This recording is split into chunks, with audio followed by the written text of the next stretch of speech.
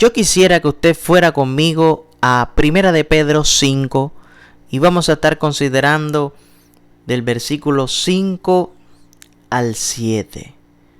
Busque ahí donde está usted en su casa, si tiene la oportunidad de hacerlo, y lea conmigo.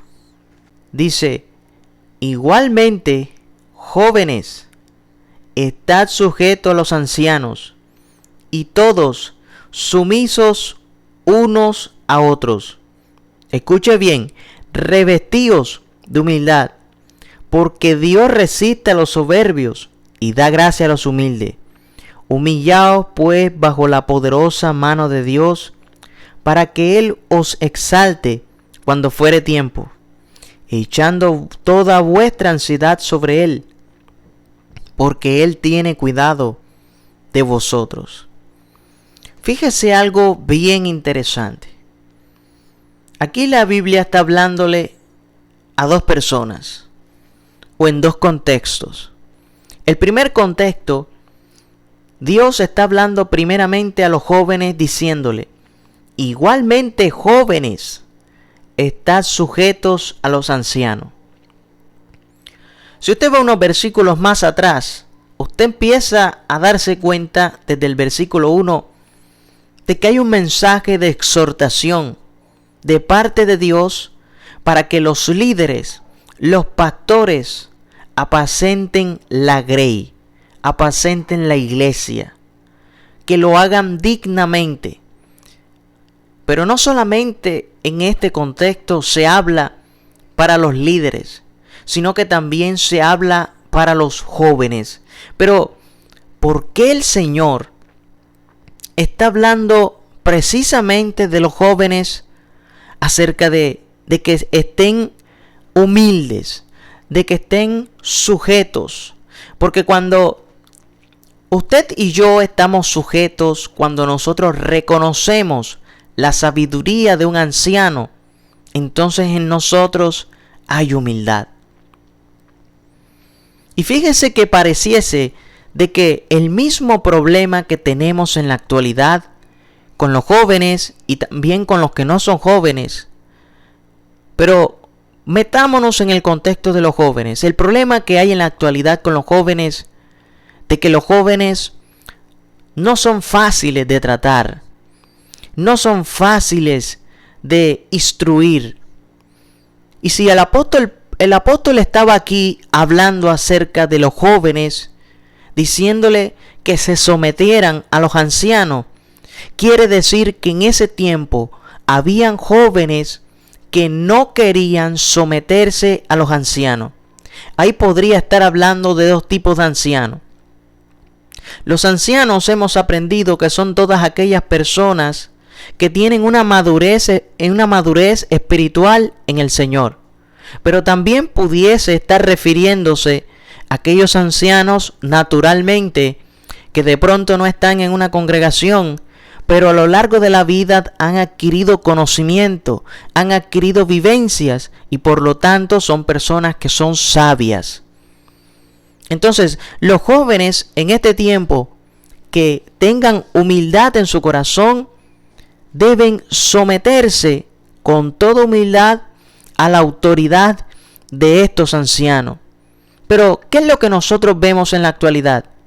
Mire que el apóstol da a entender de que en aquel tiempo había un problema con los jóvenes. Y en este tiempo no es la excepción. Usted ve jóvenes que tienen muy poca paciencia con los ancianos de su casa.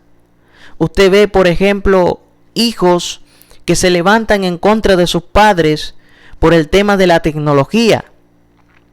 Cuando de pronto el padre está revisando quizá el WhatsApp, el Facebook, lo que esté buscando ahí en el internet, y se le dificulta y va y le pregunta al hijo, este hijo le dice que siempre es lo mismo, que cuándo vas a aprender, que por qué te has tardado en aprender, etcétera, etcétera, etcétera. Es decir, no hay paciencia en los jóvenes para enseñarle a sus padres. Y es que los jóvenes de la actualidad no han entendido de que esta es su generación, que esta es la actualidad, que les tocó vivir. Pero aquellos ancianos, aquellas personas que se les dificulta, por ejemplo, el tema de la internet, son personas que ya van en decadencia.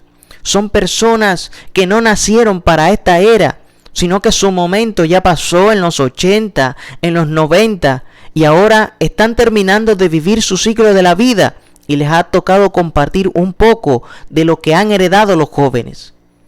Entonces, un hijo, un creyente que tenga humildad en su corazón, debe entender de que sus padres no son de esta era, no son de esta época, son de la época pasada donde no había tecnología, y que ellos, con toda paciencia, humildad y mansedumbre, deben enseñar o tratar de que les sea mucho más fácil a sus padres.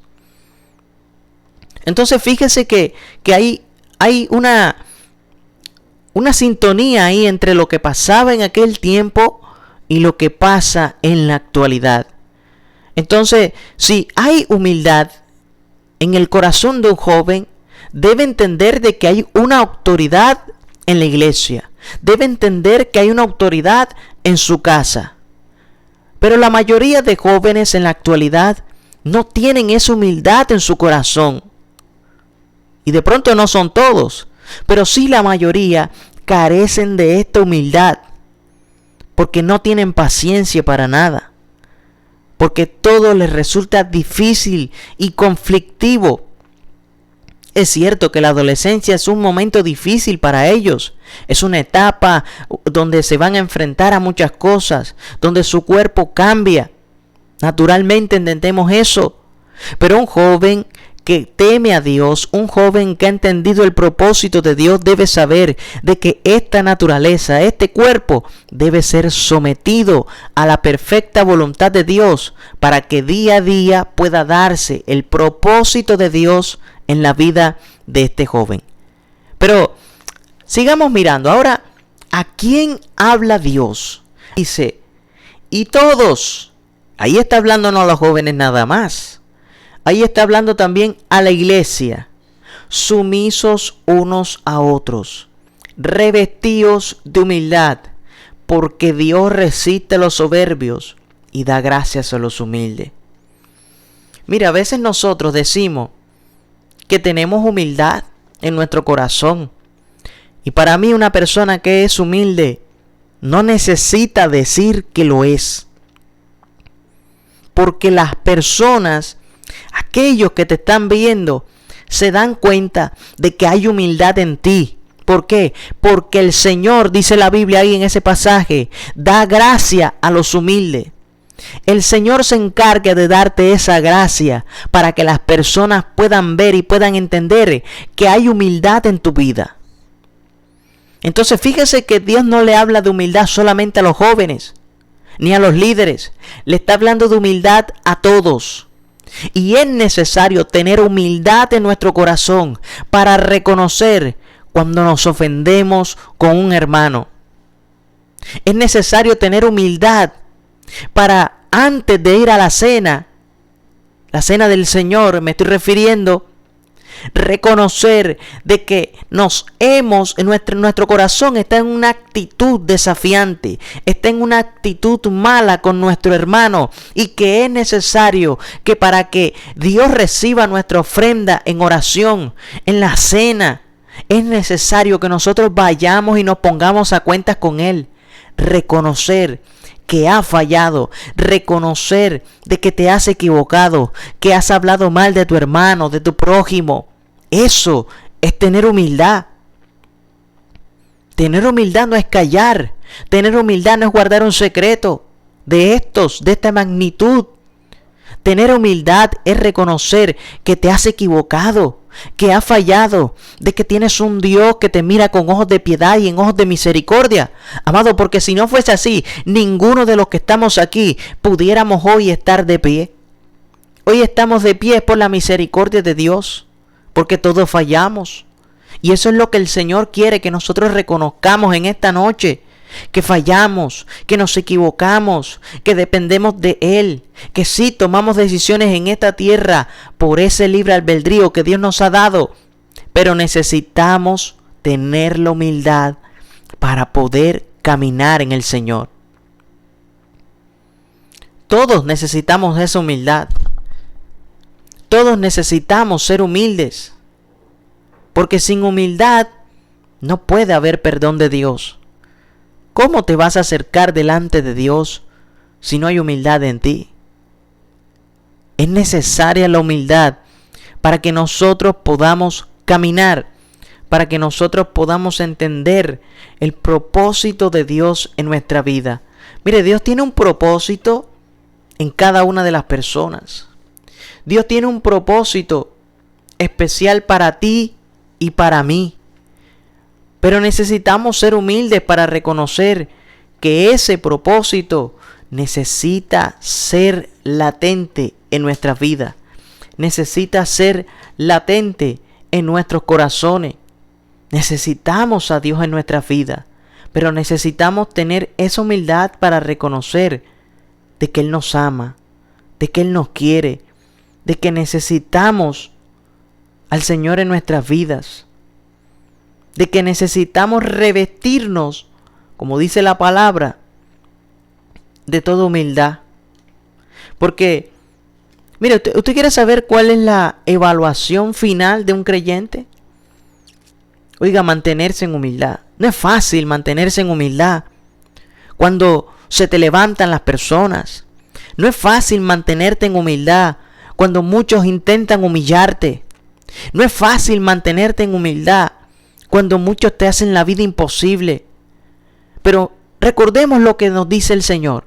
Puesto los ojos ¿en quién? En Jesús. No en el hombre, en Jesús.